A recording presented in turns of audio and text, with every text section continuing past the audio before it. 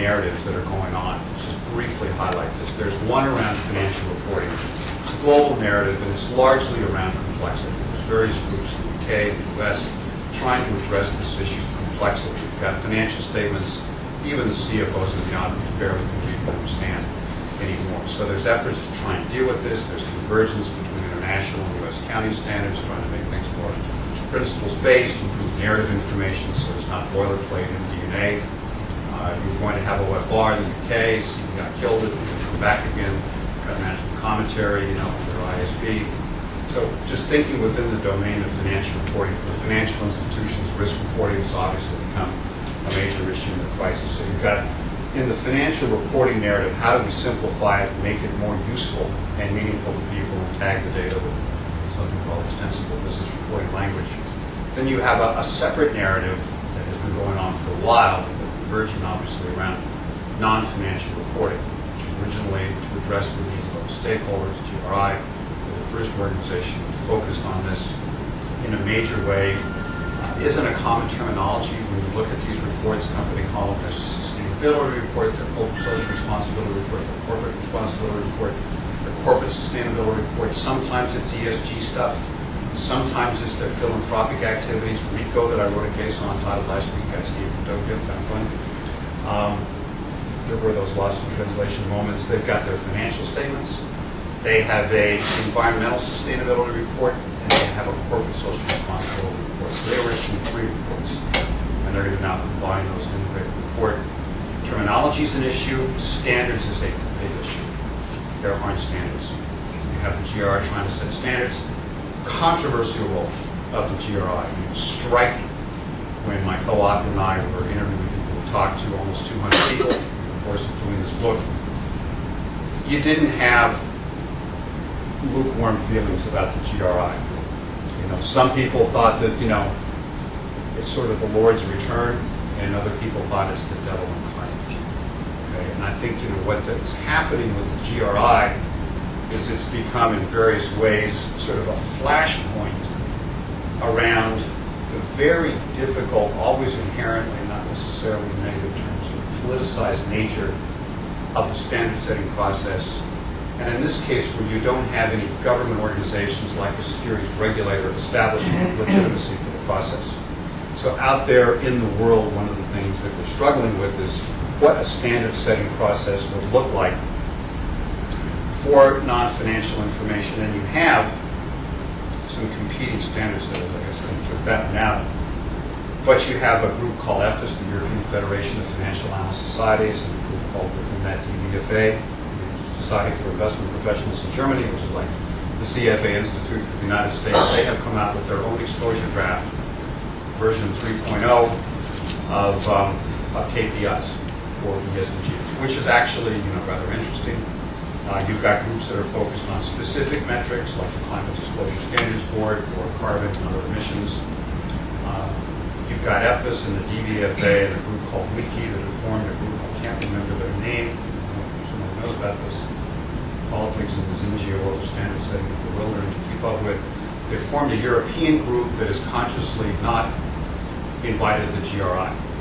So one risk that is happening in this domain is that we will replicate in the world of non-financial standard setting what happened in accounting standards, which it wasn't that long ago. There was all these different country gaps, and then they converged into essentially US GAAP and IFRS, moving towards, through this Norwalk agreements, a global set of accounting standards, hopefully. We've learned our lesson from that, and we'll repeat that in the world of non-financial standards.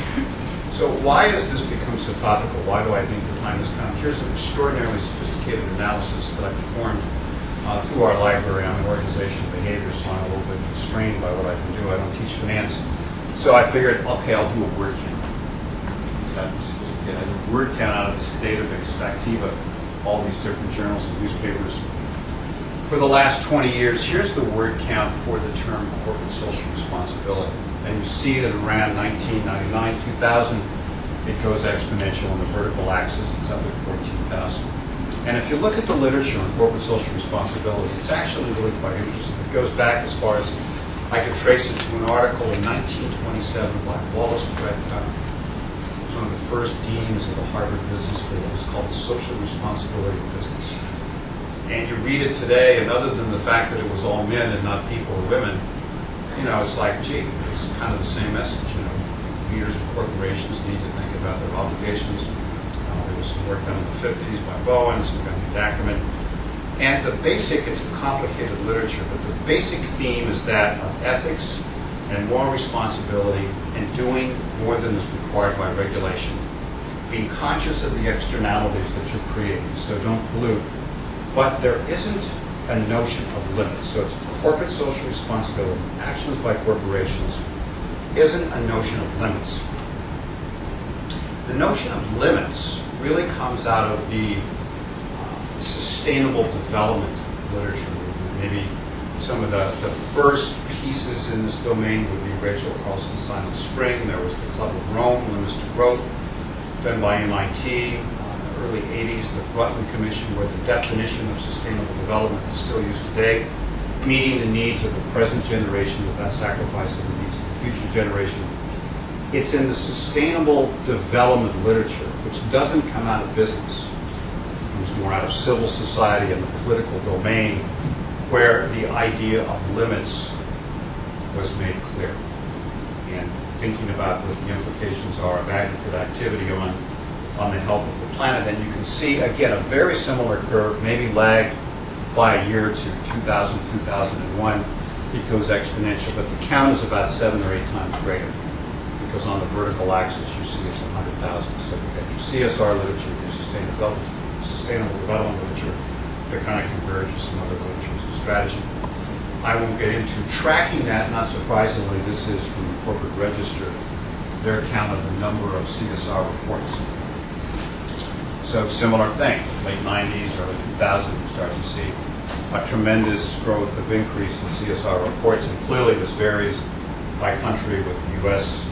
a relative laggard, and some places like Brazil being very interesting in terms of the uptick in CSR reporting. So this is the company that I've been able to find. There's a KPMG survey done a couple years ago, which suggested maybe 50, I don't know how many, an integrated report.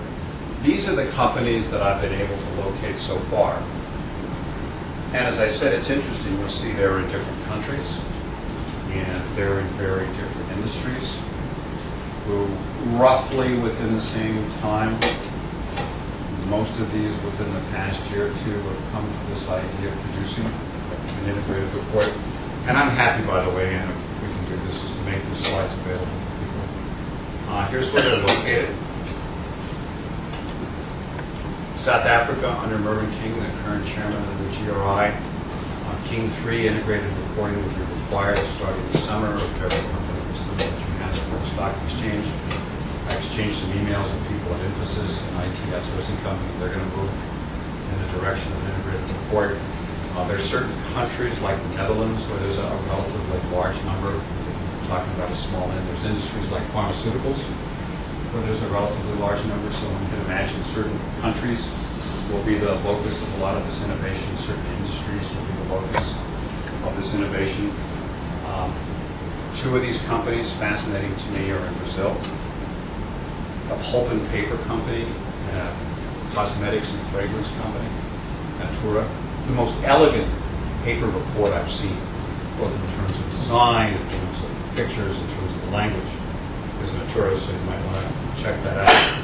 Here's the timeline. The first company that I've been able to identify was Novozymes, has diabetes products, which is in Copenhagen, Denmark.